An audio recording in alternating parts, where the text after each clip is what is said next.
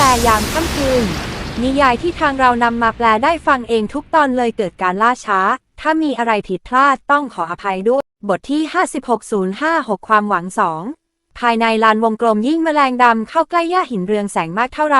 จำนวนของพวกมันก็ยิ่งลดลงเท่านั้นแมลงดำจำนวนมากแยกตัวหนีไปอีกครั้งระหว่างทางที่พวกมันกำลังเข้าใกล้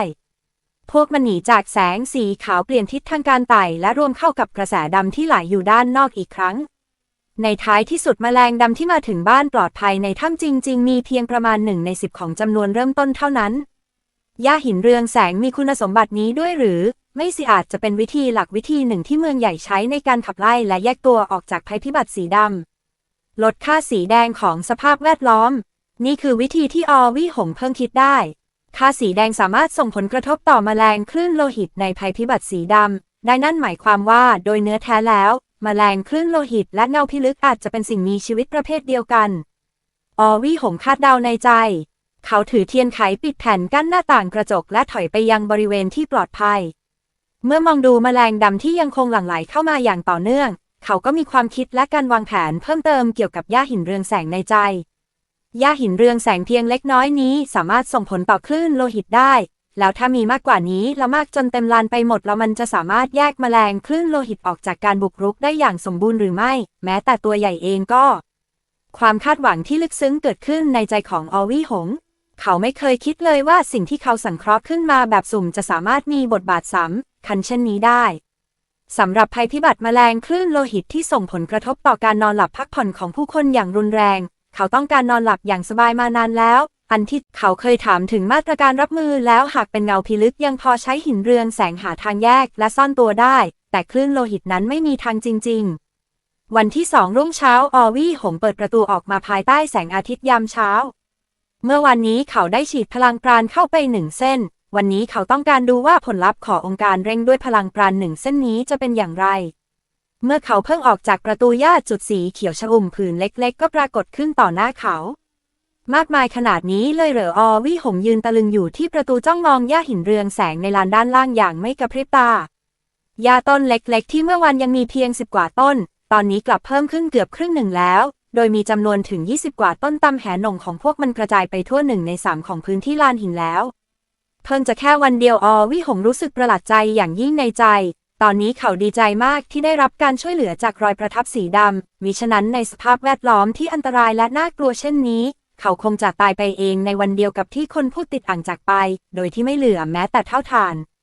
เขาเดินลงบันไดหินและยืนยันว่าหญ้าหินเรืองแสงที่งอกขึ้นมาใหม่นั้นเป็นของจริงและแข็งแรงจากนั้นเขาก็รีบทดสอบข้อมูลค่าสีแดงในลานทันที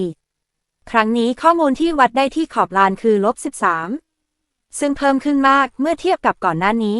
วันที่3อวี่หงใช้พลังปราณเร่งการเติบโตของหญ้าหินเรืองแสงอีกครั้งนี้เขาใช้ไป2 เส้นรวดและใส่เข้าไปอย่างต่อเนื่องเมื่อถึงวันที่4ครึ่งหนึ่งของลานเกือบทั้งหมดก็เต็มไปด้วยหญ้าหินเรืองแสงและข้อมูลค่าสีแดงที่ขอบลานก็สูงอวี่หงยืนอยู่ด้านหลังประตูกระจกมองออกไปนอกลานผ่านหน้าต่างกระจกภายในลานแสงสีขาวนุ่มนวลปกคลุมทั่วทั้งลานและขยายออกไปด้านนอกบางส่วน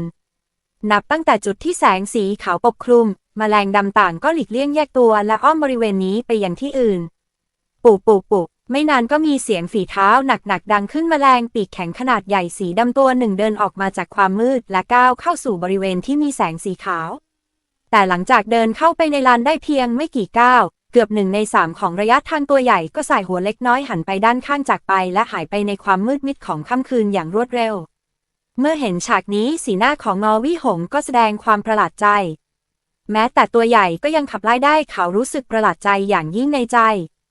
หินเรืองแสงขนาดใหญ่เมื่อเข้าใกล้จะปล่อยค่าสีแดงเพียง-8 ถึง 90เท่านั้นในขณะที่ค่าสีแดงของหญ้าหินเรืองแสงที่ปล่อยออกมาในช่วงนี้กลับสูงถึง-30และนี่คือการปล่อยออกมาอย่างต่อเนื่องและค่าก็จะยิ่งสูงขึ้นเรื่อยๆเมื่อเข้าใกล้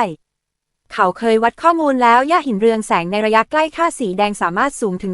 100ซึ่งเกือบเท่ากับการกองหินเรืองแสงขนาดใหญ่ไว้หน้าถ้ำตลอดเวลาแม้จะไม่รู้ว่าจะอยู่ได้นานแค่ไหนแต่ก่อนหน้านี้ของสิ่งนี้สามารถฟื้นฟูการใช้พลังงานได้ด้วยตัวเองซึ่งคุ้มค่ากว่าหินเรืองแสงมากเมื่อมองดูฉากนอกลานผ่านหน้าต่างกระจกหัวใจของอวี่หงก็เต็มไปด้วยความรู้สึกปลอดภัยอย่างลึกซึ้ง ย่าหินเรืองแสงเป็นสิ่งที่เขาทำขึ้นโดยไม่ตั้งใจแต่ไม่คิดว่าจะมามีบทบาทสำคัญขนาดนี้เมื่อมองดูแมลงดำคลื่นในเมื่อหินเรืองแสงกับหญ้าป่าสามารถสังเคราะห์เป็นหญ้าหินเรืองแสงได้แล้วหินเรืองแสงขนาดใหญ่กับพืชอื่นๆและกับต้นไม้ใหญ่แล้วเห็ดแมลงสาบสิ่งมีชีวิตที่สังเคราะห์กับหินเรืองแสงขนาดใหญ่ละจะมีการเปลี่ยนแปลงใหม่ๆมากขึ้นหรือแข็งแกร่งขึ้นหรือไม่ถ้าผลลัพธ์ขององค์การสังเคราะห์ทั้งหมดสามารถควบคุมได้แล้วการสังเคราะห์แมลงสาบจิ้งจกจะสามารถสังเคราะห์สิ่งมีชีวิตพิเศษที่เสริมความแข็งแกร่งซึ่งเขาสามารถควบคุมได้หรือไม่ในขณะนี้หัวของเขายุ่งเหยิงความคิดที่นับไม่ถ้วนหลั่งไหลเข้ามาวิธีการรวมกันที่นับไม่ถ้วนทำให้เขามีความคาดหวังต่ออนาคตมากขึ้นวันที่2รุ่งเช้าเขาออกไปที่ลานทันทีเขาไม่ได้สนใจหญ้าหินเรืองแสงเพราะผลของมันเมื่อคืนนี้ชัดเจนมากแล้วอวิหงเดินไปที่เนินดินหยาบๆและเรียบง่ายของลานเมื่อมองดูเนินดินที่สูงไม่ถึงเข่าเขาก็ยื่นมือออกไปฝ่ามือของเขาวางลงบนพื้นผิวของกำแพงลานที่เรียบง่ายและหยาบกร้านนี้เสริมความแข็งแกร่งให้กับกำแพงลานอวิหงพึมพำในใจนี่คือการทดสอบของเขาเป็นการสำรวจการเสริมความแข็งแกร่งก่อนหน้านี้ทั้งหมดเป็นเพียงสิ่งเล็กๆน้อยๆที่มีขนาดไม่ใหญ่และครั้งนี้เขาตั้งใจที่จะทดสอบการเพิ่มขนาดและปริมาตรขององค์การเสริมความแข็งแกร่งจากการเสริมความแข็งแกร่งในช่วงเวลานี้เขาได้ค้นพบแล้วว่าการเสริมความแข็งแกร่งของรอยประทับสีดำส่วนใหญ่มาจากตัวเขาเองมาจากขอบเขตที่เขามองเห็นสิ่งต่างๆพูดง่ายๆคือเป้าหมายขององค์การเสริมความแข็งแกร่งถูกควบคุมโดยเขาในแง่ของขนาดและระบุว่าสามารถเสริมความแข็งแกร่งได้หรือไม่และนับถอยหลังเป็นตัวเลขที่เฉพาะเจาะจงดังนั้นในตอนนี้เขาตั้งใจที่จะทำการทดสอบที่ไม่เคยมีมาก่อนนั่นก็คือแควกในหุบเขาลึกร่างสูงใหญ่ราวกับหมีคนหนึ่งเดินอย่างรวดเร็วผ่านป่าที่มีแต่ใบไม้แห้งและร่วงหล่นเขาหยุดเป็นพักๆเพื่อประเมินทิศทางที่เขากำลังมุ่งหน้าไปใหม่ใกล้ถึงแล้วร่างนั้นหยุดลงกระทันหันและแกะสลักรูปสามเหลี่ยมไว้บนลำต้นของต้นไม้ข้างตัว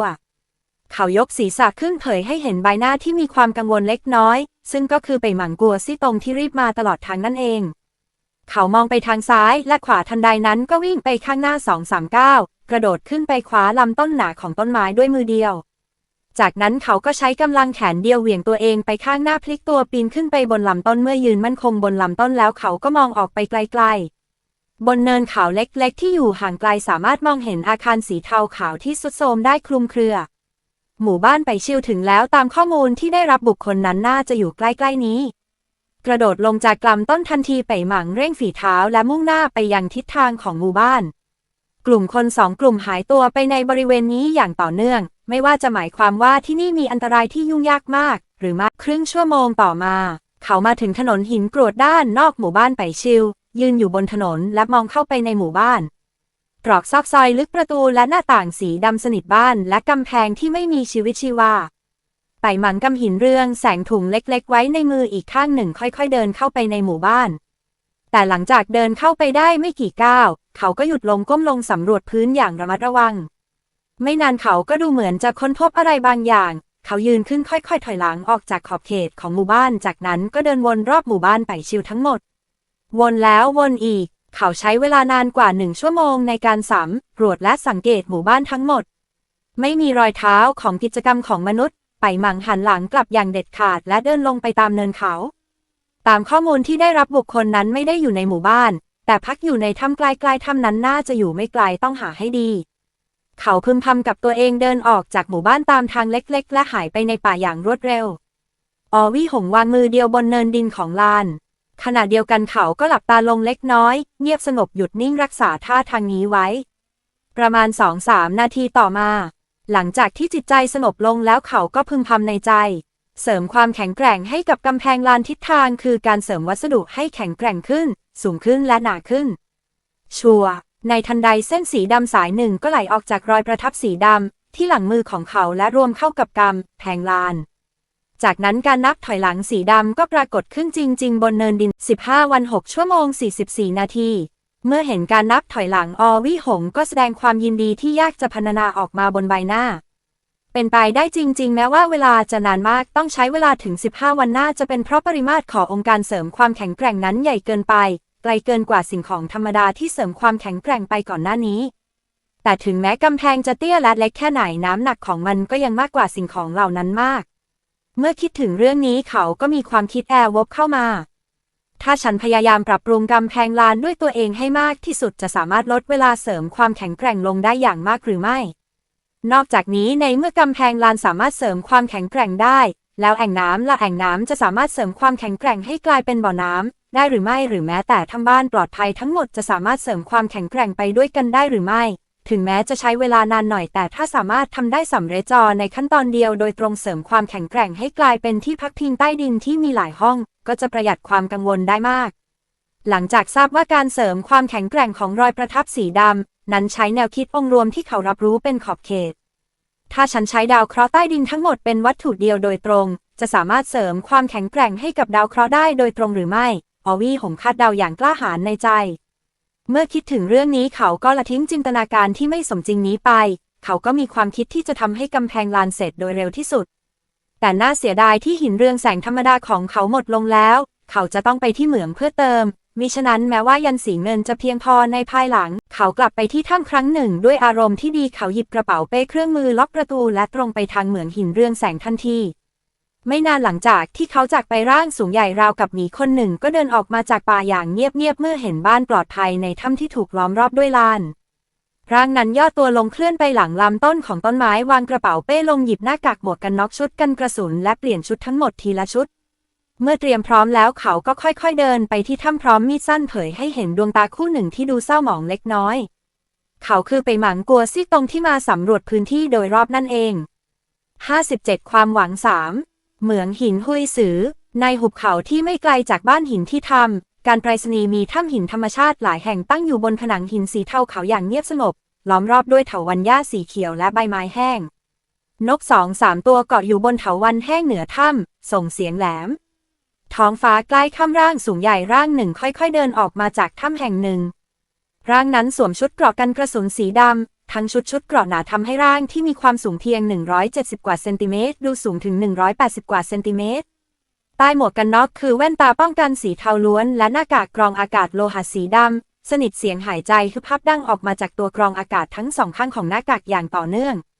เห็นนกได้ยากร่างนั้นเงยหน้ามองนกตัวเล็กๆนอกถ้ำนก3ตัวที่เกาะอยู่บนเถาวัลย์แห้งกระโดด 2-3 ครั้งแล้วก้มลงมองเขา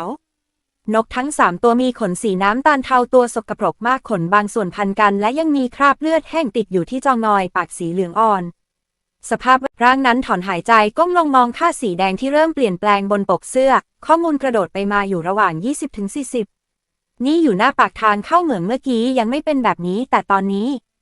ขณะที่อวี่หงถือถุงหินหุยสืออยู่ในใจ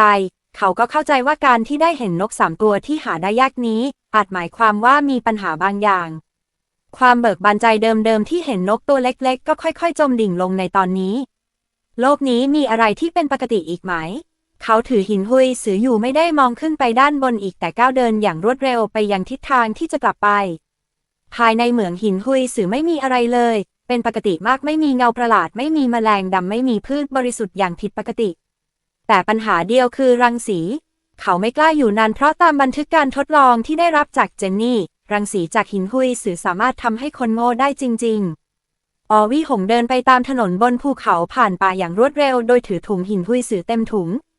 ผ่านไปอย่างรวดเร็ว20กว่านาทีต่อมาท้องฟ้าก็ใกล้จะมืดสนิทแล้วโครงร่างของถ้ำข้างหน้ามองเห็นได้รางๆอวี่หงเร่งฝีเท้าในสภาพแวดล้อมที่อันตรายเช่นนี้เมื่อได้เห็นถ้ำที่เป็นบ้านปลอดภัยที่อบอุ่นและสามารถกันลมกันฝนได้เขาย่อมมีความปรารถนาที่จะรีบกลับไปพักผ่อนอย่างเป็นธรรมชาติพอกลับไปแล้วก็ต้องก่อไฟอุณหภูมิระหว่างกลางวันและกลางคืนมีความแตกต่างกันมากขึ้นเรื่อยๆช่วงนี้ความชื้นในถ้ำก็เพิ่มขึ้นเรื่อยๆหากสามารถหาหลอดไฟฟ้าได้อีกก็จะสบายขึ้นไปอีกเมื่อสามารถใช้พลังงานสิ่งเหล่านี้ราคาถูกมากเขาเคยถามตอนแลกเปลี่ยนเสบียงครั้งล่าสุดสิ่งที่ยุ่งยากจริงๆคือเครื่องกำนิดอไฟฟ้าที่ใช้เพื่อให้หลอดไฟสว่างเครื่องกำนิดอไฟฟ้าพลังงานแสงอาทิตย์นั้นหายากจริงๆว่ากันว่าโรงงานหลักที่ผลิตคนงานเสียชีวิตจำนวนมากเนื่องจากเหตุการณ์ความหวาดกลัวครั้งใหญ่หลายครั้งก่อนหน้านี้เครื่องจักรก็เสียหายไปด้วยผลผลิตที่เคยดีก็หยุดชะงักลงทันทีตอนนี้เบื้องบนกำลังค้นหาสถานที่ใหม่เพื่อสร้างขึ้นมาใหม่เป็นการฉุกเฉินประกอบกับวัตถุดิบขาดแคลนบางส่วนจึงไม่สามารถกลับมาผลิตได้ในระยะเวลาอันสั้นดังนั้นแผงโซลาร์เซลล์ที่ดีจึงเป็นที่ต้องการอย่างมาก เมื่อคิดถึงเรื่องนี้อวี่หงก็ยิ่งรู้สึกโชคดีที่ตนเองมีการเสริมความแข็งแกร่งด้วยรอยประทับสีดำไม่เช่นนั้นเขากลับมาถึงหน้าถ้ำก้าวข้ามเนินดินในลานบ้านเข้าไปในลานหญ้าหินหุยสื่อที่เต็มไปด้วยหญ้าเมื่อเข้ามาที่นี่จอแสดงผลคริสตัลเหลวบนปกเสื้อของเขาก็แสดงตัวเลขค่าสีแดงเป็นลบอย่างรวดเร็วอวี่หงรู้สึกเหมือนถูกโอบล้อมด้วยความปลอดภัยอารมณ์ของเขาจึงผ่อนคลายมากขึ้นเขาเดินไปที่ประตูกลหยิบกุญแจออกมาเล็งไปที่รูกุญแจแปะเสียงดังกรอบแกรบแรงมหาศาลพุ่งเข้าใส่กุญแจอย่างแม่นยำจากด้านข้างกุญแจลอยออกไปตกบนพื้นหญ้าอวี่หงนิ่งงันไปครู่หนึ่งไม่ทันได้ตอบสนองว่าเกิดอะไรขึ้นเขารู้สึกเพียงมือสั่นกุญแจก็ถูกกระชากออกไปอย่างแรงอะไรบางอย่างหรืออะไรชนกุญแจกระเด็นไป1 วินาทีเขากลับมาจากอาการนิ่งงันอย่างรวดเร็วร่างกายตึงแต่ในตอนนี้มีการเปลี่ยนแปลงใหม่เกิดขึ้นแล้วปุในขณะที่กุญแจถูกกระแทกออกไปมีเสียงฝีเท้าเหยียบย่ำอย่างเร่งรีบดังมาจากด้านหลังเสียงเร็วมากจนจากที่ได้ยินเสียงจนกระทั่งเสียงมาอยู่ใกล้ตัวใช้เวลาเพียง2 วินาทีและเวลา2 วินาทีนั้นเพียงพอให้อวี่หงหันหลังอย่างรวดเร็วกำกระบองฟันหมาป่าแน่นมองไปด้านหลังพยายามประเมินสถานการณ์ข้อบกพร่องของเขาที่ไม่ได้ผ่านการฝึกอบรมอย่างมืออาชีพก็ยังคงเปิดเผยออกมาในขณะที่เขาหันหลังยังไม่ทันเห็นอะไรชัดเจนร่างคล้ายหมีสีดำก็เข้าใกล้เขาอย่างรวดเร็วข้อศอกล็อกคอของเขาแรงมหาศาลผสมผสานกับแรงปะทะผลักเขาชนเข้ากับประตูกลอย่างแรงปังประตูกลสั่นสะเทือนวี่หงรู้สึกว่าคอถูกบางสิ่งบางอย่างล็อกไว้อย่างแน่นหนาถ้าไม่ใช่เพราะแผ่นโลหะผสมแข็งของชุดเกราะป้องกันไว้ป่านนี้เขาอาจหายใจไม่ออกแล้วแต่ถึงกระนั้นบริเวณคอทั้งสองข้างก็มีแรงมหาศาลเข้ามาฝ่ายตรงข้ามพยายามตรึงเขาอย่างรวดเร็วให้หมดสติบริเวณนี้เป็นบริเวณที่อันตรายอย่างยิ่งของร่างกายเมื่อถูกล็อกอย่างถูกต้องจะใช้เวลาเพียงไม่กี่วินาทีก็จะทำให้หมดสติได้นี่ไม่ใช่ปัญหาการไหลเวียนโลหิตแต่เป็นการกระตุ้นกลไกประสาทของร่างกายเองอย่างหลีกเลี่ยงไม่ได้ดังนั้นจึงเป็นท่าสังหารที่ใช้กันทั่วไปในระบบการต่อสู้ภาคพื้นดินหลายแห่งพละกำลังของฝ่ายตรงข้ามมีมากอย่างน่าประหลาดล็อกคอของทั้งสองล้มลงบนพื้นหญ้าบดขยี้หญ้าหินหุยสื่อกลุ่มเล็กๆในลานบ้านจนแหลกละเอียดปังอวี่หงทุบแขนของฝ่ายตรงข้ามที่ล็อกเขาอย่างบ้าคลั่งแต่ก็ไร้ประโยชน์พละกำลังของเขาอ่อนแอกว่าฝ่ายตรงข้ามมากชุดเกราะที่ได้รับการเสริมความแข็งแกร่งมีการป้องกันคอที่ค่อนข้างสมบูรณ์แผ่นโลหะผสมป้องกันการบีบรัดของฝ่ายตรงข้ามอย่างแน่นหนายกเว้นการไม่สามารถขยับได้ทุกอย่างอื่นก็ไม่มีอันตรายอะไรทันใดนั้นสีหน้าของวี่หงก็เปลี่ยนไปอย่างมากเมื่อมองผ่านแว่นตาป้องกันเขาเห็นเครื่องมือโลหะที่มีตะขออันหนึ่งถูกมือใหญ่กำแน่นพุ่งเข้าหาอุปกรณ์กรองอากาศของหน้ากากเขาอย่างรวดเร็วหน้ากากก็ทำจากโลหะผสมกันกระสุนเช่นกันแต่จุดอ่อนเพียงอย่างเดียวคือวาล์วกรองอากาศทั้งสองข้างที่ใช้สำหรับการระบายอากาศในตอนนี้ฝ่ายตรงข้ามกำลังเล็งเป้าไปที่วาล์วกรองอากาศอย่างเห็นได้ชัดบริเวณนี้มีวัสดุป้องกันธรรมดาเท่านั้นโดยมีเพียงตาข่ายลวดเหล็กเสริมอยู่ด้านนอกสุดความแข็งแรงจึงด้อยกว่าส่วนอื่นๆมากหากถูกเครื่องมือโลหะแทงระบบป้องกันของหน้ากากทั้งหมดก็จะถูกทำลายโดยสิ้นเชิงน่าเสียดายที่พละกำลังของวี่หงไม่เพียงพอที่จะหลุดพ้นจากการบีบรัดของฝ่ายตรงข้ามหลังจากเสียงอู้อี้ดังขึ้นวาล์วกรองอากาศอันหนึ่งก็ถูกแทงจนพังอากาศเย็นเล็กน้อยจากภายนอกพุ่งเข้ามาในหน้ากากทำให้รูขุมขนบนใบหน้าของเขากระชับขึ้นทันทีทำแบบนี้ไม่ได้แล้ววี่หงระดมพลังปราณภายในทันทีพลังทั้งหมดในร่างกายระเบิดออกมาอย่างเต็มที่เขาร้องออกมาดังลั่นพลังกายที่ไม่มีที่สิ้นสุดทำให้เขาทุบกระบองไปด้านหลังอย่างรุนแรงการทุบนี้มุ่งเป้าไปที่ศีรษะของผู้ที่ซุ่มโจมตีอยู่ด้านหลังศีรษะของเขากระบองฟันหมาป่าถูกใช้ด้วยพละกรรมลังเกือบทั้งหมดไม่สนใจความเสียหายที่อาจเกิดขึ้นโดยสิ้นเชิงวี่หงเดิมพันว่าหมวกกันน็อกของเขาจะแข็งกว่าของฝ่ายตรงข้ามมากปังเสียงทุ้มดังขึ้นกระบองฟันหมาป่าทุบลงบนขอบหมวกกันน็อกของเขาเองทำให้พลาดเป้านั่นหมายความว่าฝ่ายตรงข้ามปล่อยมือแล้ววี่หงรู้สึกว่าแรงมหาศาลที่คอหายไปแล้วร่างกายทั้งหมดผ่อนคลายลงทันทีเขารีบลุกขึ้นวิ่งไปข้างหน้า2 ก้าวหันหลังกลับไปมองด้านหลังปังยังไม่ทันยืนหยัดหน้าอกของเขาก็ถูกชนเข้าอย่างแรงอีกครั้งผ้าด้านนอกชุดเกราะกันกระสุนถูกบางสิ่งบางอย่างกระแทกจนเกิดรอยลึกแรงปะทะมหาศาลทำให้เขาล้มเซถอยหลังไป2-3 ก้าวเวียนหัวไปหมดไม่สามารถโฟกัสสายตาได้ในชั่วขณะ น่าเสียดายที่ฝ่ายตรงข้ามไม่รอให้เขากลับคืนสู่สภาพเดิมแต่ฉวยโอกาสนี้วิ่งเข้ามาใกล้และต่อยเข้าที่ศีรษะปังออวี่หงถูกชกจนขาแทบจะลอยจากพื้นล้มลงกระแทกพื้นอย่างแรงภายในลานหญ้าหินหุยสือในตอนนี้ร่างสูงใหญ่สองร่างที่สวมชุดเกราะกันกระสุนเหมือนกันร่างหนึ่งสวมชุดลายพรางต่อยเข้าที่คางของร่างที่สวมชุดสีดำอย่างแรงพลังหมัดหนักอึ้งทำให้ฝ่ายตรงข้ามลอยขึ้นเล็กน้อยและล้มลงไปด้านหลังเกราะป้องกันที่แข็งแกร่งมากแต่น่าเสียดายที่มันถูกสวมใส่โดยคนไร้ประโยชน์กัวซี่ตงไปห่อม่างขยับหมัดขวาของเขาแล้วรีบวิ่งเข้าหาออวี่หงที่กำลังจะลุกขึ้นอีกครั้งปังเตะตรงอย่างแรงเข้าที่ท้องของออวี่หงแรงปะทะมหาศาลเตะเขาให้ลอยออกไปหลายเมตรชนเข้ากับเนินดินด้านหลังพอแล้วกัวซี่ตงมองดูออวี่หงที่ลุกไม่ขึ้นแล้วดึงเชือกที่มีความแข็งแรงสูงเส้นบางๆออกจากกระเป๋าคาดเอวด้านหลังแล้วเดินเข้าไปหาเขาอย่างช้าๆสำหรับเขาภารกิจนี้ความยากลำบากน่าจะอยู่ที่อันตรายที่ไม่รู้จักรอบตัวส่วนอื่นๆดูเหมือนจะไม่ยากเมื่อเดินเข้าไปใกล้เขายกเข่าขึ้นอย่างแรงและกระแทกเข่าเข้าที่ศีรษะของออวี่หงปังเข่ากระแทกเข้าเป้าหมายแต่สิ่งที่ทำให้เขาประหลาดใจคือมันไม่ได้โดนคางแต่โดนหน้าอกและแผ่นโลหะผสมแข็งบนหน้าอกของฝ่ายตรงข้ามกลับทำให้เขารู้สึกเจ็บเข่าทั้งที่เขาก็มีชุดเกราะกันกระสุนและมีสนับเข่าป้องกันที่เข่าด้วยหมอนี่มีกำลังวังชาเหลืออีกหรือเมื่อกี้ถูกเขาล็อกไว้การต่อสู้ด้วยพละกำลังของทั้งสองฝ่ายใช้พละกำลังอย่างสิ่งนี้ก็หลีกเลี่ยงหมัดเหวี่ยงที่ระเบิดออกมาจากอีกฝ่ายได้พอดีเขาวนไปด้านหลังของฝ่ายตรงข้ามชูมีดสั้นที่คมกริบด้วยมือขวาแทงเข้าที่ด้านหลังแคลโวกอเสียงใบมีดถูกป้องกันไว้กัวซี่ตงไม่แปลกใจเขาเพียงแค่กำลังมองหารอยรั่วในชุดเกราะป้องกันที่พอดีตัวของฝ่ายตรงข้ามเท่านั้นชั่วขณะหนึ่งร่างกายของเขาก็เคลื่อนที่อย่างว่องไวรอบๆออวี่หงมีดหมัดและขากระแทกเข้าใส่ออวี่หงอย่างต่อเนื่องราวกับปืนใหญ่ความสามารถในการต่อสู้ของทั้งสองแตกต่างกันมากกัวซี่ตงแทบจะทุบตีออวี่หงเหมือนเป็นเป้าปังปังปังปังปังภายในลานบ้านร่างทั้งสองราวกับลูกสนุกเกอร์2 ลูกหนึ่งเป็นฝ่ายรุกโจมตีและชนอย่างต่อเนื่องอีกฝ่ายเป็นฝ่ายรับถูกชนจนกลิ้งไปมาในไม่ช้าดวงตาใต้หมวกกันน็อกของกัวซี่ตงก็ส่องประกายวาววับดูเหมือนเขาจะพบจุดอ่อนของชุดเกราะของฝ่ายตรงข้ามแล้วแผ่นโลหะผสมหนาและแผ่นเซรามิกให้การป้องกันที่แข็งแกร่งมากแต่แผ่นโลหะผสมทั้งหมดก็จำกัดความยืดหยุ่นและความต่อเนื่องในการเคลื่อนไหวของฝ่ายตรงข้ามด้วยเช่นกัน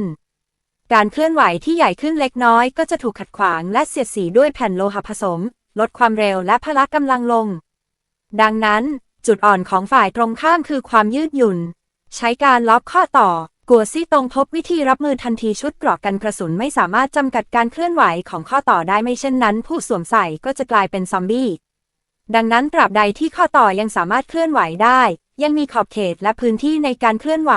ก็สามารถใช้การล็อกข้อต่อเพื่อทำลายความสามารถในการเคลื่อนไหวของฝ่ายตรงข้ามได้โดยตรงเขาทิ้งมีดสั้นในมือวนไปครึ่งวงพุ่งปังการเตะนี้โดนเข้าที่สี่ข้างของฝ่ายตรงข้ามอย่างจังเตะเขาออกไปหลายเมตรล้มลงกระแทกพื้นจบแล้วกัวซี่ตงวิ่งไป2 ก้าวกระโดดขึ้นแอร์และทิ้งศอกกลมบนหลังของฝ่ายตรงข้ามน้ำหนักตัวของเขาสูงถึง260 กว่าจินรวมกับแรงโน้มถ่วงขององค์การเร่งความเร็วเมื่อกระแทกลงมาโดยมีปลายศอกเป็นจุดศูนย์กลางออวี่หงก็รู้สึกอึดอัดไปทั้งตัวทันทีแม้จะมีชุดเกราะกันกระสุนช่วยลดแรงกระแทกแต่การโจมตีแบบทื่อๆเช่นนี้ก็ไม่สามารถเทียบได้กับการโจมตีด้วยกระสุนและมีดปังออวี่หงนอนคว่ำอยู่บนพื้นข้อมือขวาของเขาถูกจับพับกลับไปด้านหลังอย่างแน่นหนาแขนท่อนล่างของเขาถูกกดไว้ด้วยเข่าของคนที่อยู่ด้านหลังกดทับไว้ที่ด้านหลังไม่สามารถขยับได้โชคดีที่ชุดเกราะเสริมความแข็งแกร่งยังมีการจำกัดด้วยแผ่นเซรามิกที่มีความแข็งแรงสูงเล็กน้อยสำหรับการล็อกข้อต่อย้อนกลับแขนท่อนล่างของเขาถูกกดไว้มือซ้ายถูกกดทับอยู่บนพื้นไม่สามารถพลิกตัวได้เขาอยู่ในท่าหมอบอยู่บนพื้นไม่สามารถขยับได้58ความหวัง4แคลโวกอภายในข้อต่อของชุดเกราะกันกระสุนแผ่นเซรามิกแต่ละชิ้นส่งเสียงแตกอย่างหนักหน่วงภายใต้แรงบีบอัดมหาศาลรอยแตกเล็กๆก็ค่อยๆปรากฏขึ้นบนแผ่นเซรามิกสีขาวรอยแตกเพิ่มขึ้นเรื่อยๆหนาแน่นขึ้นเรื่อยๆทันทีที่แตกแขนขวาของออวี่หงก็จะหักทันทีเมื่อไม่มีการป้องกันเทคนิคการต่อสู้ของเขาก็จะไร้ประโยชน์สำหรับฝ่ายตรงข้ามตอนนี้กระบองฟันหมาป่าบนตัวของเขาก็ไม่รู้ว่าหล่นหายไปไหนแล้วความเจ็บปวดที่ชัดเจนขึ้นเรื่อยๆก็มาจากแขนท่อนล่างด้านขวาของเขา ทั้งสองฝ่ายกลับเข้าสู่การปะทะด้วยพละกำลังอีกครั้งอวี่หงคำรามอย่างรุนแรงเตะส้นเท้าขวาขึ้นอย่างแรงไปที่ด้านหลังของฝ่ายตรงข้ามปังปังปังปังเขาฝึกฝนวิชาเตะหนักมานานขนาดนี้พละกำลังขาของเขาก็ได้รับการเสริมความแข็งแกร่งอย่างเห็นได้ชัดในตอนนี้เมื่อต่อสู้อย่างเอาเป็นเอาตายต่อเนื่องกันมากกว่า10 ครั้งในที่สุดทั้งสองก็แยกจากกันทันทีกัวซี่ตงเบี่ยงตัวหลบการเตะด้านหลังพลิกตัวขึ้นมาคว้ากระบองฟันหมาป่าที่อยู่บนพื้นพุ่งไปด้านหน้าแล้วฟาดกระบองลงไปกระบองฟันหมาป่าสีดำที่มีหนามแหลมทุบลงบนด้านนอกของแขนของอวี่หงอย่างรุนแรงปังปังปังครั้งแล้วครั้งเล่ากัวซี่ตงคำรามอย่างต่ำๆดวงตาทั้งสองข้างเริ่มมีเลือดคลั่งหลังจากต่อสู้มาจนถึงตอนนี้เขาก็เริ่มหอบเช่นกันอย่างเห็นได้ชัดปังการโจมตีครั้งที่4ที่รุนแรงเขารวบรวมพละกำลังทั้งหมดกำกระบองฟันหมาป่าด้วย2 มือและทุบลงบนแขนทั้งสองข้างของฝ่ายตรงข้ามที่ยกขึ้นมาป้องกันอย่างรุนแรงเสียงทุ้มดังขึ้นกัวซี่ตงมองดูฝ่ายตรงข้ามล้มลงไปด้านหลังเขาก้มศีรษะลงโยนกระบองฟันหมาป่าที่คดงอเล็กน้อยทิ้งไปเก็บเชือกที่มีความแข็งแรงสูงที่เพิ่งตกจากพื้นแล้วเดินไปยังฝ่ายตรงข้ามแต่เพียงไม่กี่ก้าวเขาก็หยุดฝีเท้าลงทันทีรูม่านตาของเขาหดลงเล็กน้อยตรงหน้าเขาห่างออกไป 5-6 เมตรอวี่หงกำลังลุกขึ้นมาอีกครั้งหายใจหอบอย่างหนักแม้จะได้ยินเสียงหายใจจากวาล์วหายใจที่เสียบไปข้างหนึ่งก็ยังได้ยินว่าฝ่ายตรงข้ามเหนื่อยมากและอาจจะใกล้ถึงขีดจำกัดแล้วแต่ไม่ว่าจะอย่างไรหมอนี่ก็ลุกขึ้นมาอีกแล้วกัวซี่ตงคำรามอีกครั้งพุ่งไปข้างหน้าอย่างรวดเร็วเตะตรงด้วยการเร่งความเร็วปังเข้าเป้าหมายอวี่หงลอยไปด้านหลังอีกครั้งชนเข้ากับเนินดินก่อนที่เขาจะลุกขึ้นกัวซี่ตงก็ตามมาติดหมัดหนักก็ต่อยเข้าที่ศีรษะของเขาอย่างแรงหมัดแล้วหมัดเล่าหลังจากต่อยไป10 กว่าหมัดกัวซี่ตงก็อ้อมไปด้านข้างจับแขนขวาของอวี่หงแล้วพับกลับไปด้านหลังอีกครั้งแต่ครั้งนี้ถูกป้องกันไว้อวี่หงยกขาขึ้นแล้วเตะต่ำการเตะครั้งนี้เร็วมากเกือบจะเตะเข้าที่น่องของกัวซี่ตงการระเบิดพลังกระทันหันทำให้กัวซี่ตงตกใจรีบปล่อยมือถอยหลังหลบการเตะต่ำและเว้นระยะห่างจากนั้นขณะที่ฝ่ายตรงข้ามถูกชกจนมึนงงเขาก็เร่งความเร็วอีกครั้งก้าวเท้าและเตะข้างขาขวาเหมือนปืนใหญ่รวบรวมพลังทั้งหมดในร่างกายอย่างรุนแรงทุบเข้าที่ครั้งนี้มีพละกำลังมากกว่าครั้งก่อนแรงปะทะมหาศาลทำให้อวี่หงลอยขึ้นไปในอากาศทั้งตัวบินข้ามเนินดินไป 2-3 เมตรก่อนจะล้มลงบนพื้นหญ้าด้านนอกลานบ้านอย่างแรงในที่สุดก็ไม่เคลื่อนไหวแล้วทุกอย่างเงียบสงบกัวซี่ตงผิวหนังแดงก่ำไปทั้งตัวดวงตาทั้งสองข้างมีเลือดคลั่งเส้นเลือดบนใบหน้าปูดปนออกมาเป็นเส้นหายใจเหมือนเครื่องสูบลมเขาก็ใกล้ถึงขีดจำกัดแล้วเช่นกันการต่อสู้ที่ต้องใช้พละกำลังเต็มที่อย่างต่อเนื่องนี้ทำให้เขาใช้พลังงานไปมากเช่นกันก่อนมาเขาไม่คิดเลยว่าหมอนี่จะทนทานขนาดนี้หากเป็นชุดเกราะกันกระสุนทั่วไปคนนี้คงตายไปนานแล้วความแข็งแกร่งและความครอบคลุมของชุดเกราะป้องกันนั้นเกินจริงไปมากไม่ว่าจะการแทงการทุบหรือการล็อกข้อต่อก็มีการป้องกันที่สมบูรณ์อย่างยิ่งและมีความแข็งแกร่งสูงมากต่อสู้มาจนถึงตอนนี้จึงเพิ่งจะทำลายการป้องกันของชุดเกราะป้องกันได้เล็กน้อยเมื่อคิดถึงเรื่องนี้ดวงตาของกัวซี่ตงก็สว่างว่าหากเขามีชุดเกราะป้องกันแบบนี้เองความปลอดภัยก็จะเพิ่มขึ้นอย่างมากแน่นอนคนธรรมดาที่ไร้ประโยชน์เช่นนี้สวมชุดนี้ยังทนได้นานขนาดนี้ถ้าเป็นเขาเองสวมใส่ประสิทธิภาพในการต่อสู้จริงจะเพิ่มขึ้นถึงจุดสูงสุดบางทีอาจจะสามารถรับมือกับคนนั้นได้ด้วยเมื่อคิดถึงเรื่องนี้กัวซี่ตงก็เร่งฝีเท้าเดินไปยังฝ่ายตรงข้ามแต่เพียงไม่กี่ก้าวเขาก็หยุดลงอีกครั้งดวงตาทั้งสองข้างใต้หมวกกันน็อกจ้องมองเห็นเพียงร่างสีดำบนพื้นหญ้าตรงหน้ากำลังค่อยๆลุกขึ้นมาอีกครั้งหมอนั่นยังขยับได้กัวซี่ตงรู้สึกเสียวสันหลังว่าความรู้สึกหวาดผวาเล็กน้อยก็ผุดขึ้นในใจที่เดิมทีเชื่อมั่นว่าจะชนะไอ้สารเลวเขาพลิกตัวกระโดดออกจากลานบ้านยกขาขึ้นและกระแทกเข่าเข้าใส่ตรงเข้าที่ใบหน้าปังอวี่หงถูกชนด้วยแรงมหาศาลจนถอยหลังไปก่อนจะยืนหยัดได้อย่างมั่นคงเขาก็ถูกเตะเข้าที่หน้าอกอีกครั้งจากนั้นก็ถูกเตะเสยขึ้นไปในอากาศเตะเข้าที่คางแรงมหาศาลทำให้เขาลอยขึ้นไปเล็กน้อยร่างกายทั้งหมดแข็งเทื่อไปชั่วขณะแล้วยังไม่ทันลงถึงพื้นก็มีหมัดและศอกที่รุนแรงราวกับพายุฝนกระหน่ำลงบนศีรษะและหน้าอกของเขาแรงปะทะมหาศาลทำให้เขาล้มลงไปด้านหลังกระแทกพื้นแต่ฝ่ายตรงข้ามก็ยังไม่หยุดแต่ยังคงเข้าใกล้หมอบลงและกระแทกเข่าลงมา ปังแผ่นโลหะผสมบนหน้าอกของงอวี่หงบิดเบี้ยวอยู่แล้วและถูกกระแทกจนยุบลงไปอีกเล็กน้อยการโจมตีดำเนินไปอย่างต่อเนื่องราวกับไม่หยุดหย่อน1 นาที2 นาที5 นาทีปังเตะอีกครั้งออวี่กัวซี่ตงหอบอย่างหนักเหนือท่วมตัวดวงตาของเขามีจุดสีขาวระยิบระยับครั้งนี้แกควรจะล้มลงแล้วใช่ไหมเขาเดินไปข้างหน้าอย่างยากลำบากเก็บเชือกแล้วเดินไปยังฝ่ายตรงข้ามแต่เมื่อเดินไปได้ครึ่งทางเขาก็หยุดลงอีกครั้งดวงตาจ้องมองไปยังร่างสีดำที่กำลังค่อยๆลุกขึ้นมาอีกครั้งในที่สุดเขาก็รู้สึกถึงความเย็นเยือกที่พุ่งตรงจากกระดูกก้นกบไปยังศีรษะเขากำลังจ้องมองไปที่ฝ่ายตรงข้ามจ้องมองไปยังร่างสีดำที่กำลังลุกขึ้นอย่างช้าๆความรู้สึกสิ้นหวังและความหวาดกลัวอันยิ่งใหญ่ก็ผุดขึ้นในใจเชี่ยแกความไม่เชื่ออย่างรุนแรงและความหวาดกลัวที่ผุดขึ้นมาผสมผสานกันทำให้เกิดความโกรธบ้าคลั่งในใจของเขาโดยไม่มีสาเหตุแกสัตว์ประหลาดตายซะกัวซี่ตงระเบิดพลังออกมาอย่างสมบูรณ์เขากู่ก้องด้วยความโกรธโดยไม่มีแบบแผนใดๆพุ่งเข้าใส่เตะด้วยขาขวาอย่างเต็มแรงไปที่ฝ่ายตรงข้ามในเวลานี้อวี่หงก็ยกขาขึ้นทันทีพลังปราณภายในระเบิดออกมาเตะต่ำไปข้างหน้าเช่นกันการเตะต่ำครั้งนี้เร็วกว่าครั้งก่อนๆมากบวกกับฝ่ายตรงข้ามเสียหลักอย่างสมบูรณ์ขาดสติทั้งสองออกท่าทางพร้อมกันแต่การระเบิดพลังของงอวี่หงกลับเร็วกว่ากัวซี่ตงมากน่องของกัวซี่ตงเหมือนกิ่งไม้แห้งถูกการเตะต่ำที่ระเบิดด้วยพลังปราณภายในหักทันทีการเตะตรงของเขายังขาดอีกเพียงนิดเดียวก็จะโดนงอวี่หงแต่จุดนี้ก็กลายเป็นภารกิจที่ไม่มีวันสำเร็จความเจ็บปวดจากการที่น่องหักและการเสียการทรงตัวทำให้เขาล้มลงบนพื้นทันทีก่อนที่เขาจะลุกขึ้นอวี่หงก็ก้าวไปข้างหน้า1 ก้าวรองเท้าบูทก็มีหนามแหลมโผล่ออกมาการเตะเต็มแรงด้วยการระเบิดพลังปราณภายในฉึกหนามแหลมบนรองเท้าบูทที่ขับเคลื่อนด้วยแรงระเบิดอันทรงพลังก็พุ่งเข้าใส่หน้าอกของฝ่ายตรงข้ามทันทีหนามแหลมทะลุผ่านหน้าอกของกัวซี่ตงทะลุกระดูกหน้าอกจากนั้นพลังปราณภายในก็ถูกฉีดเข้าไปและระเบิดออกปังกัวซี่ตงล้มลงบนพื้นตัวสั่นไปทั้งร่างเนื้อและเลือดที่ระเบิดออกมาถูกชุดเกราะกันกระสุนห่อหุ้มไว้ทั้งหมด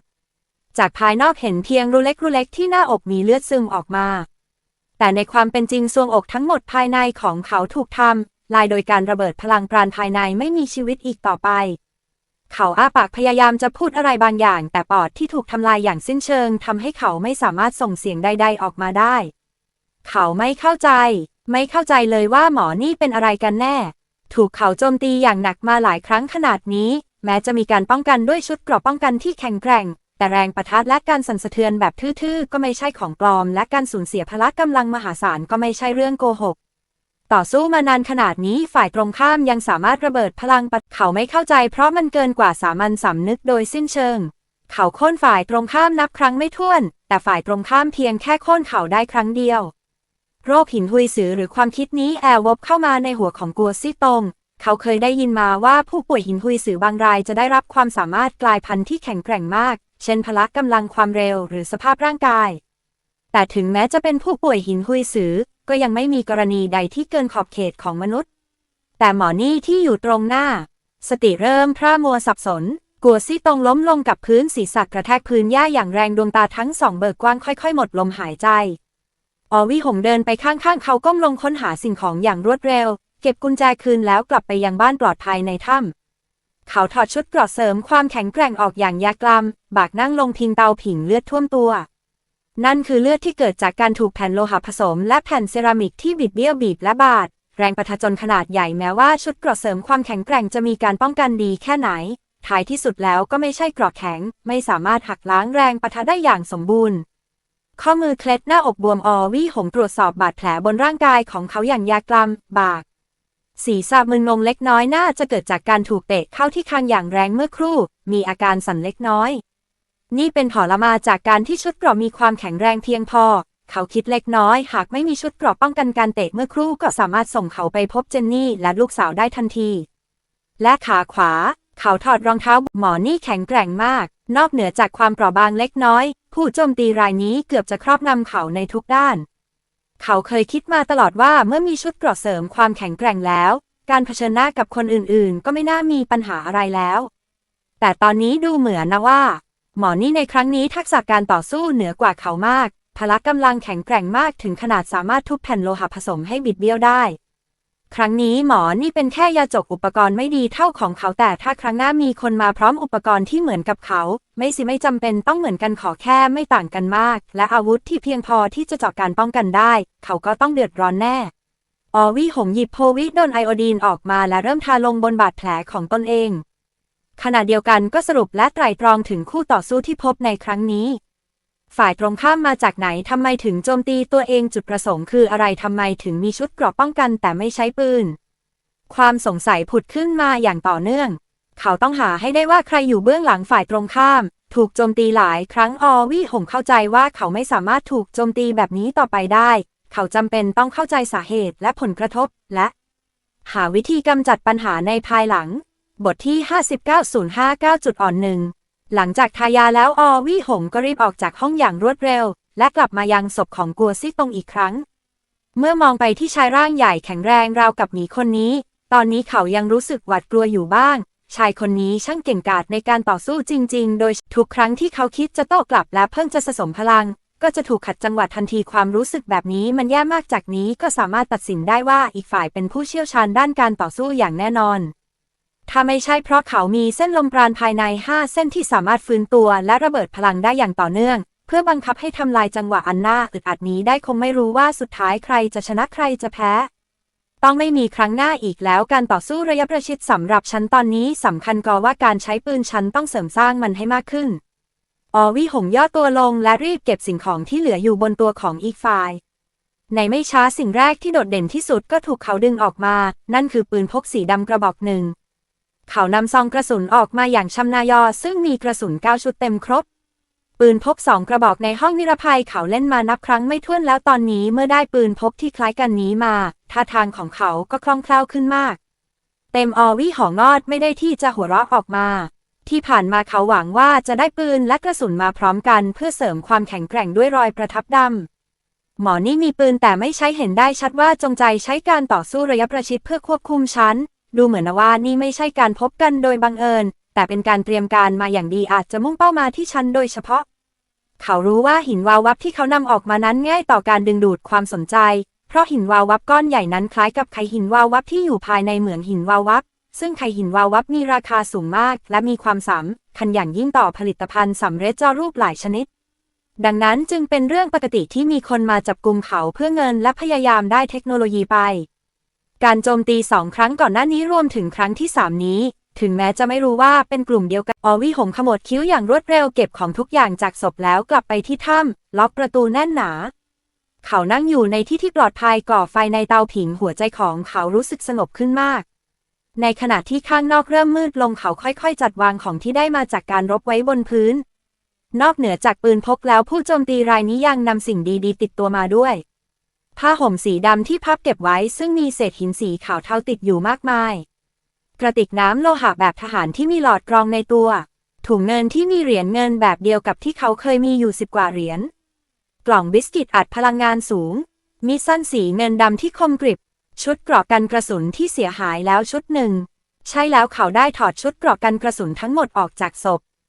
นอกจากนี้สิ่งของอื่นๆเช่นกุญแจชุดชั้นในซองบุหรี่หรือจี้ต่างๆอวี่หงไม่ได้เก็บมาเพราะมันไม่มีประโยชน์และเปื้อนเลือดมากเกินไปครั้งนี้ของที่ได้มามีค่าที่สุดก็คืออันนี้อวี่หงหยิบปืนพกสีดำขึ้นมาและเล็งไปข้างหน้าอย่างพึงพอใจกระสุน9ชุดก็เพียงพอให้เขาใช้ได้นานแล้วและสิ่งที่สำคัญที่สุดไม่ใช่เรื่องนี้แต่เป็นกระสุนเต็มซองที่สามารถให้เขาใช้รอยประทับดำเสริมความแข็งแกร่งได้ด้วยถ้าอย่างนั้นควรคิดว่าจะเสริมความแข็งแกร่งให้ปืนพกได้อย่างไรอวี่หงนั่งลงถือปืนและคิดปืนไร้ประโยชน์ต่อกระแสโลหิตและเงาพรางตัวประโยชน์สูงสุดคือใช้กับมนุษย์แต่สำหรับการใช้กับมนุษย์นั้นฉันก็ยิงไม่แม่นความระมัดระวังและเทคนิคการต่อสู้ก็แย่มากเขารู้สึกว่าสิ่งที่เร่งด่วนที่สุดสำหรับเขาไม่ใช่การฝึกยิงปืนหรือการเสริมความแข็งแกร่งให้ปืนเพราะปืนที่อยู่ในมือของเขาตอนนี้ไม่สามารถสร้างความเสียหายได้สูงสุดยิ่งไปกว่านั้นเมื่อเสริมความแข็งแกร่งแล้วถูกคนอื่นแย่งไปก็จะกลายเป็นภัยคุกคามใหญ่หลวงต่อตัวเขาเองด้วยดังนั้นไม่ควรเสริมความแข็งแกร่งด้านอานุภาพแต่ควรเสริมด้านอื่นๆและตอนนี้สิ่งที่ฉันต้องการที่สุดก็ไม่ใช่ปืนแต่ด้วยชุดเกราะกันกระสุนที่เสริมความแข็งแกร่งแล้วผู้ที่คุกคามฉันจริงๆคือผู้เชี่ยวชาญด้านการต่อสู้ระยะประชิด ดังนั้นสิ่งที่ฉันต้องการคือการพัฒนาความสามารถในการต่อสู้ระยะประชิดของตัวเองอย่างรวดเร็วอีกอย่างการถูกซุ่มโจมตีในครั้งนี้สาเหตุหลักมาจากการที่ความสามารถในการสอดแนมของฉันแย่เกินไปกระดิ่งง่ายๆก่อนหน้านี้ไร้ประโยชน์สำหรับผู้เชี่ยวชาญตัวจริงฉันต้องหาวิธีสอดแนมที่มีประสิทธิภาพที่สามารถรับประกันความระมัดระวังได้อย่างแท้จริงเมื่อจัดระเบียบความคิดแล้ววี่หงก็ตระหนักได้ทันทีว่าทำไมปืนของคน2 คนก่อนหน้านี้ถึงมีกระสุนเพียงนัดเดียวปืนพกนี้มีประโยชน์จริงๆเมื่อใช้กับมนุษย์เท่านั้นส่วนเวลาอื่นๆเขาถอนหายใจและได้ยินเสียงแมลงคลานดังสู้ซ่าอีกครั้งที่หน้าประตูเขาหันไปมองที่ประตูรูระบายอากาศด้านนอกไม่มีแมลงดำเข้ามาสักตัวได้ยินเพียงเสียงจากภายนอกเท่านั้นหญ้าหินวาววับในลานบ้านเริ่มออกผลแล้วความคิดนี้วบเข้ามาในใจเขาร่างกายผ่อนคลายลงเขาหยิบโปรตีนบาร์มากัดชิ้นหนึ่งพิงเตาผิงมองดูประตูอย่างเงียบๆสัมผัสได้ถึงความร้อนอันอบอุ่นจากเตาผิงที่แผ่เข้ามาอย่างช้าๆดวงตาของเขาก็ค่อยๆปิดลงและเข้าสู่ห้วงนิทราถูกล้มลงครั้งแล้วครั้งเล่าลุกขึ้นยืนครั้งแล้วครั้งเล่าและต้องพึ่งพาพลังลมปราณภายในเพื่อฟื้นฟูความแข็งแกร่งที่หมดลงเป็นครั้งคราวสุดท้ายก็พึ่งพาการระเบิดของลมปราณภายในและการซุ่มโจมตีเพื่อชัยชนะแต่ตั้งแต่ต้นจนจบเส้นประสาทของเขาก็ตึงเครียดอยู่เสมอถ้าไม่ใช่เพราะชุดเกราะตะกั่วสีเทาที่เสริมความแข็งแกร่งเขาอาจจะถูกล้มลงตั้งแต่แรกพบพลังและเทคนิคการต่อสู้ของคนคนนั้นแข็งแกร่งเกินไปไม่ได้อยู่ในระดับเดียวกับเขาเลยวันที่2นอกจากการเก็บฟืนและเติมน้ำแล้วเขาไม่ได้ไปไหนเลยอยู่แต่ในถ้ำเพื่อรักษาบาดแผลท้ายที่สุดเล็บเท้าของเขาหลุดออกไป1 ข้างมันก็ยังเจ็บอยู่มากเมื่อพิงเตาผิงอยู่เขาก็คิดขึ้นมาได้ว่าปล่องควันของเตาผิงก็ควรจะเชื่อมต่อกับโลกภายนอกด้วยดังนั้นเขาจึงค้นหาทางออกของปล่องควันจากนอกถ้ำสักพักและพบว่าทางออกของปล่องควันก็ถูกปิดกั้นด้วยลวดตาข่ายเหล็กที่แข็งแกร่งถึงหลายชั้นเพื่อป้องกันอุบัติเหตุเขาก็ได้วาดยันบางส่วนที่ผนังด้านในของปล่องควันด้วยหมึกหินวาววับก้อนใหญ่แม้จะยากลำบากแต่การรักษาบาดแผลและวาดภาพยันติดต่อกันหลายวันก็ถือว่าเป็นการใช้เวลาอย่างเต็มที่วันที่3เครื่องกำนิดอไฟฟ้าพลังงานแสงอาทิตย์ก็ได้รับการเสริมความแข็งแกร่งจนเสร็จสมบูรณ์ภายในถ้ำวี่หงนั่งมองดูเครื่องกำนิดอไฟฟ้าพลังงานแสงอาทิตย์ที่เสร็จสมบูรณ์อย่างละเอียดเดิมทีเครื่องกำนิดอไฟฟ้าพลังงานแสงอาทิตย์แผงโซลาร์เซลล์และกล่องควบคุมจะแยกจากกันโดยเชื่อมต่อกันด้วยสายไฟแต่ตอนนี้เครื่องกำนิดอไฟฟ้าพลังงานแสงอาทิตย์ทั้งเครื่องได้กลายเป็นชิ้นเดียวกันแล้วเป็นแผงโซลาร์เซลล์ที่พับเก็บได้สีดำทั้งหมดด้านนอกถูกห่อหุ้มด้วยวัสดุคล้ายแก้วใสที่แข็งแรงความจุพลังงานรวมจากเดิมเต็ม3 ขีดกลายเป็น6 ขีดส่วนอื่นๆยังไม่ต้องลองใช้ดูถึงจะรู้วี่หงวางมันไว้ที่หน้าประตูปล่อยให้แสงแดดด้านนอกส่องเข้ามาโดนแผงแล้วเสริมความแข็งแกร่งให้กับหินวาววับชิ้นหนึ่งจากนั้นก็กลับไปพักผ่อนและนอนหลับต่อชีวิตแบบนี้ดำเนินไปจนถึงวันที่5วี่หงรู้สึกว่าร่างกายของเขาดีขึ้นแล้วจึงลุกขึ้นขยับตัวเล็กน้อยสวมชุดเกราะที่เสริมความแข็งแกร่งที่ซ่อมแซมเสร็จแล้วอีกครั้งและเตรียมออกเดินทาง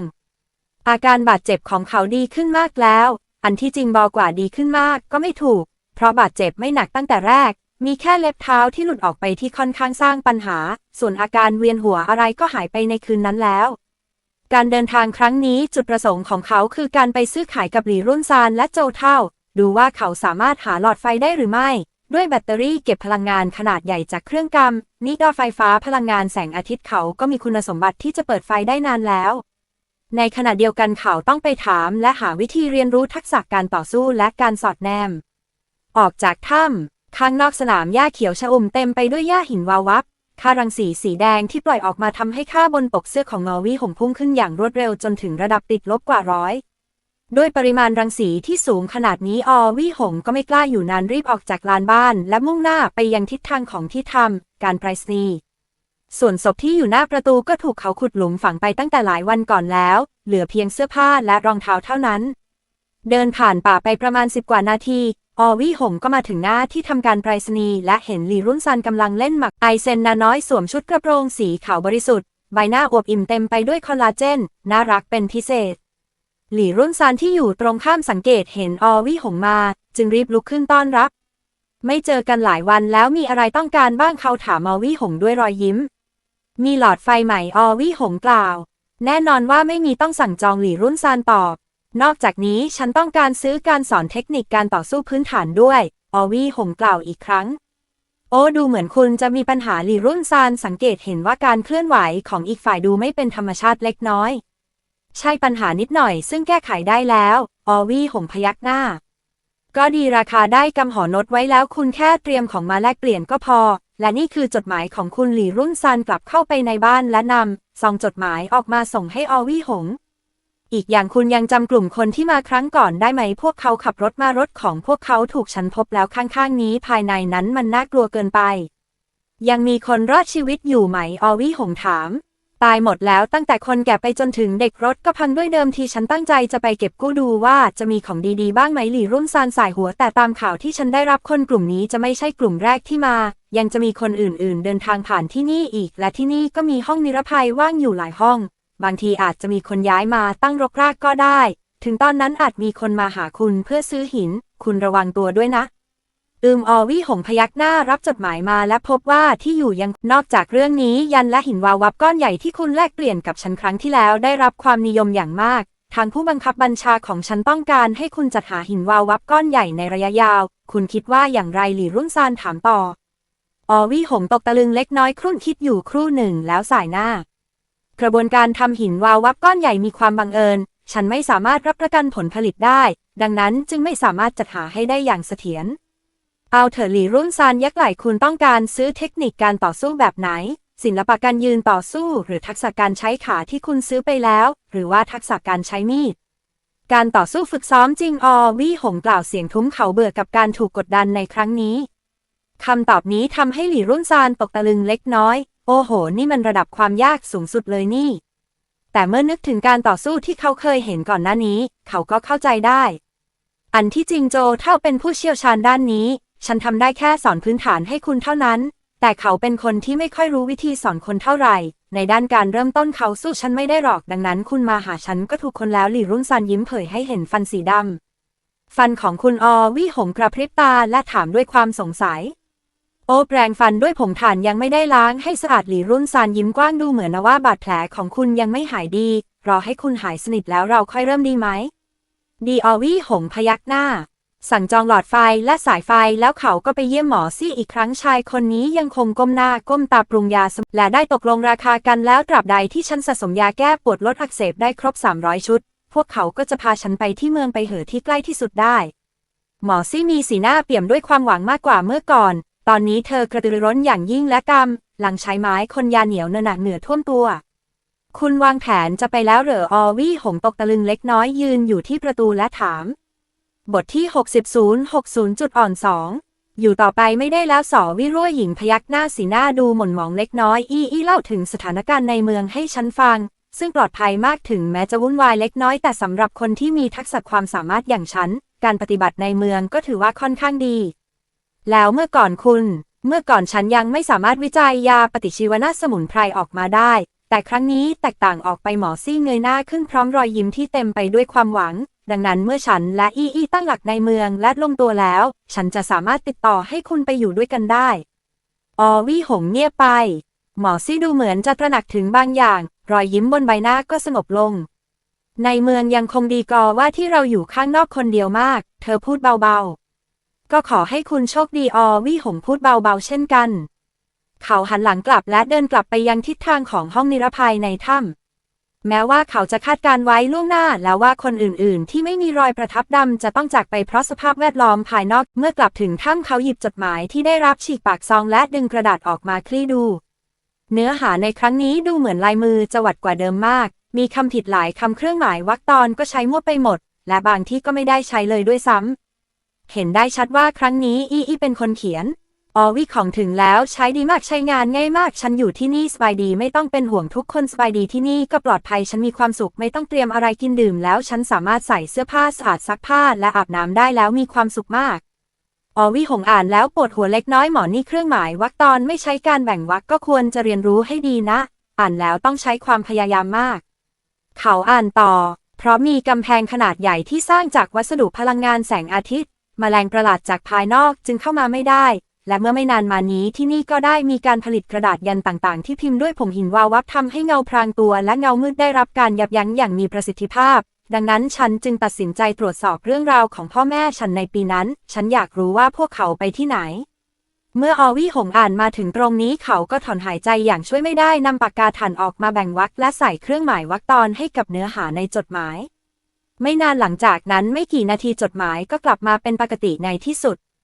ฉันยังได้พบกับเพื่อนที่ต้องการตามมาหาร่องรอยของญาติของตัวเองด้วยพวกเขาดีมากเราตั้งใจจะรวมกลุ่มเล็กๆเพื่อรวบรวมข่าวสารทั้งหมดด้วยกันใช่ฉันได้ถามคนแล้วผู้สูงอายุที่ออกมาจากหมู่บ้านไปชิลในตอนนั้นยังมีชีวิตอยู่ดูเหมือนจะมีบางคนรู้เรื่องพ่อแม่ของฉันตั้งใจจะไปสอบถามหลังจากนี้ตอนนี้ฉันต้องปฏิบัติภารกิจจดหมายก็จบลงตรงนี้อวี่หงพับกระดาษจดหมายกลับไปเก็บไม่รู้ทำไมหลังจากอ่านจดหมายแล้วเขากลับรู้สึกผ่อนคลายขึ้นเล็กน้อยเหมือนอารมณ์ดีขึ้นเมื่อนึกถึงภาพอีที่กำลังนั่งเขียนจดหมายให้ตัวเองอย่างตั้งใจบนโต๊ะในเมืองแห่งความหวังที่ไกลโพ้นในเมืองไปเหอมุมปากของเขาก็ยกขึ้นเล็กน้อยอย่างงอดไม่ได้ทันใดนั้นเขาก็นึกอะไรบางอย่างขึ้นมาได้จึงเดินไปที่มุมห้องหายาปฏิชีวนะสมุนไพรที่หมอซีให้มาการผสมผสานของสมุนไพรนี้เขาก็รู้แล้วเมื่อคิดว่าอีอาจจะได้รับบาดเจ็บหรือบาดแผลติดเชื้อในกองทัพเขายื่นมือออกไปกดบนซองยาผงเสริมความแข็งแกร่งยาปฏิชีวนะเน้นการเพิ่มประสิทธิภาพไม่นานเส้นสีดำก็ไหลออกมานาฬิกาจับเวลาปรากฏขึ้น2 ชั่วโมง 21 นาทีอวี่หงยืนยันการเสริมความแข็งแกร่งของรอยประทับดำและเมื่อเห็นนาฬิกาจับเวลาเริ่มเดินเขาก็เก็บมือกลับเสริมความแข็งแกร่งยาบางอย่างและส่งไปให้เธออีกอย่างในเมื่อยันสามารถส่งไปได้แสดงว่าระบบไปรษณีย์นี้ก็ยังมีความน่าเชื่อถืออยู่บ้างเพียงแต่ราคาสูงไปหน่อยและที่นั่นสามารถส่งจดหมายให้ฉันและสอวิรั่วหญิงได้ในคราวเดียวก็เป็นไปได้ว่ามีสวัสดิการทางทหารบางอย่างเขาลุกขึ้นและฝึกฝนวิชาขาทรงพลังแม้ว่าร่างกายจะได้รับบาดเจ็บแต่ต้นขาและน่องไม่เป็นอะไรการฝึกฝนวิชาขาทรงพลังจึงไม่เป็นปัญหาใหญ่2 ชั่วโมงผ่านไปอย่างรวดเร็วนาฬิกาจับเวลาบนยาผงหายไปทันทียาผงทั้งซองก็เปลี่ยนสำหรับผู้ใหญ่ที่มีน้ำหนัก 50-100 กิโลกรัมให้รับประทานวันละ1 เม็ดหลังอาหารสำหรับเด็กให้คำนวณตามน้ำหนักตัวและลดปริมาณลงตามสัดส่วน7 วันเป็น1 คอร์สต้องหอยุดยา1 วันตรงกลางโรคที่รักษาการอักเสบของกล้ามเนื้อทั่วร่างกายการอักเสบของปอดหลอดลมและต่อมทอนซิลการอักเสบของระบบทางเดินอาหารการอักเสบในช่องปากสามารถใช้ภายนอกสำหรับฆ่าเชื้อบาดแผลอวี่หงพยักหน้าด้วยความพอใจสิ่งนี้ควรจะช่วยได้มากจากนั้นเขาก็เริ่มเขียนจดหมายตอบกลับและแนบยาไปด้วย1 สัปดาห์ต่อมาเมืองไปเหอฐานทัพริมทะเลคลื่นทะเลซัดเข้าใส่กำแพงคอนกรีตด้านนอกฐานทัพเป็นชั้นๆทำให้เกิดฟองสีขาวภายในฐานทัพในห้องพักของทหารมีแต่ทหารหญิงสาวที่กำลังส่งเสียงพูดคุยและหยอกล้อกันอย่างจอแจในห้องพักแห่งหนึ่งแสงสลัวมีเตียงเหล็ก2 ชั้น4 เตียงตั้งอยู่2 ข้างผนังนอนคว่ำอยู่บนโต๊ะเหล็กสีดำข้างหน้าต่างอ่านจดหมายที่เพิ่งได้รับจดหมายมาจากอวี่หงภายในมีแอร์ผงยาปฏิชีวนะอยู่ด้วยสิ่งนี้ทำให้ดีใจมากเพราะช่วงนี้เธอมีอาการท้องไส้ไม่ดีเนื่องจากรับประทานอาหารมากเกินไปยาที่กองทัพจัดให้เธอก็กินแล้วแต่ก็ไม่ได้ผลเห็นได้ชัดว่าไม่ตรงกับอาการและในสภาพแวดล้อมปัจจุบันแม้ว่ายาจะมีแต่ก็มีชนิดน้อยกว่าสมัยก่อนมากเกินไปหลินทันใดนั้นมีหญิงสาวผมหางม้าคนหนึ่งวิ่งเข้ามาในห้องพักอย่างรวดเร็วผิวขาวมากดูเหมือนจะเป็นลูกครึ่งเพิ่งได้รับแจ้งพรุ่งนี้เตรียมพร้อมรวมทีมของเราไปสอบสวนคดีโรงบำบัดน้ำระเบิดทางใต้เราต้องเตรียมตัวล่วงหน้าสถานการณ์อาจจะไม่ดีหญิงสาวคนนี้ชื่อโอหลี่เป็นเพื่อนที่ดีที่สุดของในบรรดาทั้ง4 คนที่อยู่ในห้องพักเพราะพูดติดอ่างและดูซื่อบื้อเล็กน้อยจึงไม่ค่อยเป็นที่ต้อนรับของคนอื่นประกอบกับรูปลักษณ์ภายนอกที่ดูน่าเกลียดและความบกพร่องทางสติปัญญาทำให้เธอใช้อุปกรณ์หลายอย่างไม่เป็นเมื่อต้องรับมือกับอันตรายภายนอกที่เปลี่ยนแปลงอย่างรวดเร็วคนแบบนี้จึงไม่เป็นที่ต้องการอย่างยิ่งคนที่สามารถปรับตัวได้รวดเร็วต่างหากที่ได้รับความนิยมในปัจจุบันส่วนโอหลี่ก็เป็นคนที่ไม่เป็นที่ต้อนรับเช่นเดียวกับเธอทั้งสองถูกโดดเดี่ยวจึงต้องมารวมกลุ่มกันตามธรรมชาติพรุ่งนี้รวมตัวเก็บยาและหันไปมองเพื่อนสนิทภารกิจนี้ค่อนข้างอันตรายเตรียมของให้พร้อมอย่าให้ขาดโอหลี่กำชับรู้แล้วขอบคุณตอบอย่างหนักแน่นค่อยช่วยฉันแบกกระเป๋าแล้วกันโอหลี่โบกมือได้พยักหน้าเธอหยุดเล็กน้อยแล้วพูดต่อเธอพรุ่งนี้จะไปกับฉันไม่เอาหรอกฉันไปคนเดียวเร็วกว่าคุณมากคุณทำอะไรไม่เป็นเลยแถมยังช้าเกินไปโอหลี่พูดอย่างตรงไปตรงมาก็ได้ก้มหน้าลงรู้สึกผิดหวังเล็กน้อยโอหลี่เบ้ปากบ่นพึมพำ2-3 คำแล้วเดินออกไปโอ อ้ออย่าลืมช่วยฉันซักกางเกงในกับถุงเท้าด้วยเสียงของเธอลอยเข้ามาในตอนท้ายไดอีรีบตอบใบหน้าเผยรอยยิ้มอย่างมีความสุขในการต่อสู้ครั้งนี้ปัญหาใหญ่ที่สุดและไม่สามารถคาดเดาการเคลื่อนไหวของเขาได้แน่นอนว่าสิ่งเหล่านี้เป็นเรื่องรองออวี่หงทบทวนการต่อสู้ที่เกิดขึ้นในถ้ำจุดสำคัญคือฉันรับการโจมตีได้ไม่ดีพอเขานึกย้อนไปถึงกระบวนการต่อสู้ก่อนหน้านี้ถ้าฉันสามารถทรงตัวได้เมื่อถูกโจมตีฉันก็สามารถตอบโต้ด้วยการระเบิดพลังเตะออกไปได้ทันทีแต่น่าเสียดายที่ส่วนใหญ่ฉันไม่สามารถทรงตัวได้แต่กลับถูกตีจนเสียการทรงตัวส่งผลให้ไม่สามารถเตะออกไปได้ขาทั้งสองข้างจึงถูกใช้ไปโดยสัญชาตญาณเพื่อรักษาสมดุลและทรงตัวของร่างกายทำให้พลาดโอกาสในการโต้กลับดังนั้นสิ่งสำคัญสำหรับฉันตอนนี้คือการเพิ่มความมั่นคงและทำให้ร่างกายไม่ขยับและจุดนี้ก็สอดคล้องกับจุดศูนย์ถ่วงของวิชาขาทรงพลังด้วยออวี่หงคิดถึงประเด็นสำคัญในทันทีนั่นคือการเพิ่มน้ำหนักบรรทุกแทนที่จะเพิ่มน้ำหนักบรรทุกสู้เพิ่มความหนาของชุดเกราะป้องกันและเพิ่มการป้องกันจะดีกว่าเพื่อให้ได้ประโยชน์ทั้งสองทางทั้งเพิ่มจุดศูนย์ถ่วงและเสริมความแข็งแกร่งในการป้องกันออวี่หงคิดในใจฉันไม่ใช่อาจารย์ศิลปะการต่อสู้ที่สามารถฝึกการทรงตัวหรือฝึกฝนฐานล่างให้แข็งแกร่งด้วยการฝึกฝนอย่างหนักเป็นเวลาหลายปีฉันไม่มีความมุ่งมั่นที่แข็งแกร่งขนาดนั้นและไม่มีเวลามากขนาดนั้นแต่ว่าออวี่หงมองไปที่ชุดเกราะเสริมความแข็งแกร่งทั้งชุดของตัวเองสายตาเลื่อนไปยังตำแหน่งของขาด้านล่างฉันไม่สามารถฝึกฝนทักษะฐานล่างได้แต่ฉันสามารถทำให้ฐานล่างหนักพอได้โดยตรงเมื่อคิดได้ดังนั้นเขาก็เริ่มปรับเปลี่ยนชุดเกราะกันกระสุนของกัวซี่ตงดังนั้นออวี่หงจึงเรียกมันว่าชุดเกราะหมีขาวโดยย่อชุดเกราะหมีขาวมีส่วนขาด้านหนึ่งเสียหายหน้าอกถูกเจาะเป็นรูเล็กแต่ไม่เป็นไรเพราะเมื่อเสริมความแข็งแกร่งแล้วก็จะซ่อมแซมได้เองสิ่งที่สำคัญคือออวี่หงเริ่มเพิ่มน้ำหนักให้กับขาและเท้าของชุดเกราะนี้โดยใส่แผ่นไม้แข็งเข้าไปเป็นแผ่นป้องกันจากนั้นฉีกเสื้อผ้าเก่าๆเป็นเศษผ้าพันไว้ในไม่ช้าชุดเกราะป้องกันที่ผิดปกติซึ่งมีส่วนล่างหนักและส่วนบนเบาก็ปรากฏอยู่ตรงหน้าเขายื่นมือออกไปและลองเสริมความแข็งแกร่งชุดเกราะป้องกันจนถึงขีดจำกัดสูงสุดเน้นการเพิ่มน้ำหนักและขนาดของส่วนล่างเสริมความแข็งแกร่งของเกราะทั่วร่างกายเสริมความแข็งแกร่งของวาล์วหายใจเกือบจะกลายเป็นจุดที่อันตรายถึงชีวิตในครั้งนี้ถูกผู้โจมตีทุบจนพังไปหนึ่งข้างทำให้เขาจำได้แม่นดังนั้นตอนนี้เขาจึงกำหนดลดความต้องการนี้เป็นพิเศษในขณะที่รอยประทับดำกำลังเสริมความแข็งแกร่งภาพลักษณ์ของชุดเกราะป้องกันที่เขาต้องการก็ปรากฏขึ้นในใจของเขาอย่างชัดเจนนี่คือเคล็ดลับเล็กๆน้อยๆที่เขาเพิ่งค้นพบตราบใดที่เขานึกภาพรูปลักษณ์ที่ต้องการในใจในขณะที่รอยประทับดำกำลังเสริมความแข็งแกร่งก็จะสามารถนำทางทิศทางการเสริมความแข็งแกร่งได้ในระดับสูงทำให้ผลลัพธ์สุดท้ายเปลี่ยนไปตามความต้องการของเขาไม่นานเส้นสีดำก็ไหลออกมาและมีคำตอบกลับมาต้องการเสริมความแข็งแกร่งชุดเกราะหมีขาวหรือไม่เสียงเครื่องจักรเย็นชาดังขึ้นอีกครั้งทำให้ใจของออวี่หงโล่งอกอย่างน้อยก็สามารถเสริมความแข็งแกร่งได้เขาจึงยกเลิกการเสริมความแข็งแกร่งชั่วคราวช่วงหลายวันนี้เขาต้องเสริมความแข็งแกร่งให้กับสิ่งของระยะสั้นอื่นๆที่จำเป็นก่อนแล้วค่อยมาจัดการกับอันที่เป็นระยะยาวนี้เขาเลื่อนชุดเกราะหมีขาวออกไปแล้วไปตรวจสอบของที่ได้มาจากการรบอื่นๆนี่ผ้าห่มหินวาวับมีประโยชน์อะไรออวี่หงนั่งอยู่ในถ้ำสังเกตสิ่งของในมืออย่างละเอียดสิ่งที่ได้มาจากผู้โจมตีนี้เนื่องจากมีการสัมผัสกับผงหินวาวับและผงหินวาวับก้อนใหญ่บ่อยครั้งเขาจึงจำได้ทันทีว่าสิ่งที่ติดอยู่บนผ้าห่มนี้คือผงหินวาวับเป็นไปได้ไหมว่าใช้สำหรับทำห้องลับหินวาวับแบบง่ายๆครับกดไลค์กดแชร์กด Subscribe ด้วยนะครับ